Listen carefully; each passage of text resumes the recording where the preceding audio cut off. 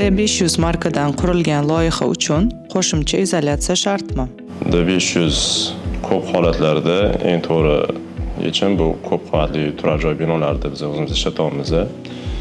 Buni afzallik taraflari loyihalash jarayonida qo'shimcha izolyatsiya bazalt yoki shunga o'xshash izolyatsiya mahsulotlarini ishlatmagan holatda ekspertizadan o'tkazamiz. Bu taraflama bizga juda ham qulay keldi. Nima uchun o'tkazmayapmiz? Chunki bu D500 o'zi jahon standarti bo'yicha ham izolyatsiyasi juda ham yaxshi. Shum izolyatsiyasi ham issiqlik bo'yicha ham.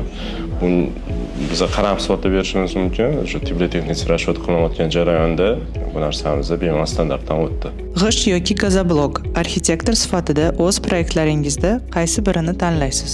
Loyihalashda ko'p qavatli binolarda absolutniy to'g'ri yechim bu gazoblok hisoblanadi. Buni har xil turda avasnat qilib berishimiz mumkin. Birinchi o'rinda bu binoni juda ham yengillashtirib beradi. Qurilish jarayonida g'ishtga nisbatan barovariga tezlashadi. Aytganimizdek, shum izolyatsiya, zvuk izolyatsiyasi juda ham yaxshi bo'lgani uchun oxirgi paytda qurilishlar o'zi ham shu gazoblok tanlashyapti.